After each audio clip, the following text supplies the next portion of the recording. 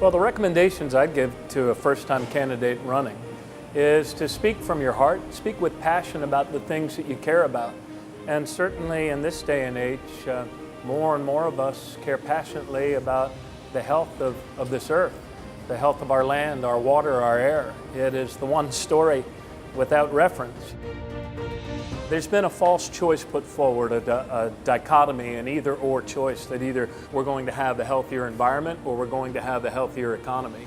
The truth is, you cannot have a healthier economy for long unless you're also creating a healthier environment. I mean, there's really far more jobs to be created by addressing climate change than there is in pretending that it doesn't exist.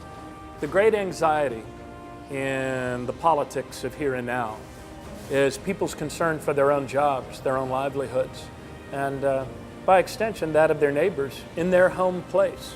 So when we talk about connected communications and making the case for a cleaner environment, we have to be mindful to always tie it back to local jobs in the places close to home. Whether it's a restaurant like this that serves the seafood of the Chesapeake Bay, the crabs, the oysters, or whether we talk about in Maryland now the 3,000 people that are employed in the solar industry that didn't exist 10 years ago. You have to constantly bring it back to jobs, job creation, real people doing real things that actually give our kids a better shot at a more abundant and prosperous life. As governor, I would frequently say that while there's a cost to improving the health of the Bay, there's an even greater cost to letting it die. In other words, if you think cleaning up the Bay is expensive, you should see just what a terrible cost all of us would pay for generations if we let the Bay die. In other words, a dead Bay is bad for business, bad for job creation, bad for the health, prosperity, and opportunities we want to give to our children. During my years as governor, we preserved more open space in the state of Maryland, our farmlands, woodlands, wetlands, than any other governor in history. And we did it in the middle of a recession when there were a lot of voices in the legislature that said, hey, we need that money for this or that shortfall or that budget gap. And I said, hold on, wait a minute. This isn't our money. This is money that really belongs to our kids, because it's only by preserving these open spaces we can give them a future that's more prosperous, that's healthier, where they're able to actually play and swim in the streams and enjoy the health of this place we call Maryland. Look, all of these political fights are tough, but that's why we elect leaders, right? And that's why good people run for office. It's not the easy fights that actually save lives or deliver better results. It's the tough ones. We knew the zip codes where the substandard rental properties led to children being poisoned with dangerous and debilitating levels of lead. But year after year, we shrugged our shoulders as if there wasn't anything we could do about it.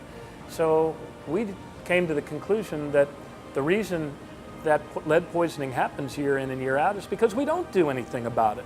I vowed that if I ever had the power, I was actually going to do something about it. So we started taking actions, universal testing of toddlers, following up when they presented with a higher level of lead, abating the properties, doing the remediation, actually having an inspections regimen that was intelligent and relentless in protecting kids. And we were able to cut by 90% the number of children in our city that were poisoned with the highest levels of lead in their bloodstream. And we carried that cause forward and did it as a state. For candidates who are told by their pollsters that they have to try not to offend anyone and to dumb down and turn their message into a gray pablum, I say that you need to put that advice to the side and realize that when people vote, they actually want to get things done. They want to vote for people who actually believe what they say and say what they believe and are willing to fight the tough fights in that arena of compromise to get things done, or at least to achieve a few steps of progress to getting it done. To candidates that are running for the first time and concerned about that inevitable moment that comes when you're attacked or an opponent strikes at you and in fair or unfair ways, is you have to be clear about your own purpose.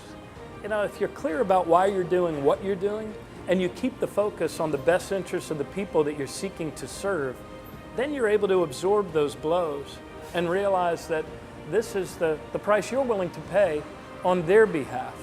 The second you make a race about yourself and lose the focus on the people you're trying to serve is the second you start, you start sinking.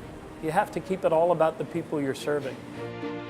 Whether you're a first-time candidate or a candidate who's lucky enough to be running for re-election, it's very important that people understand where you stand.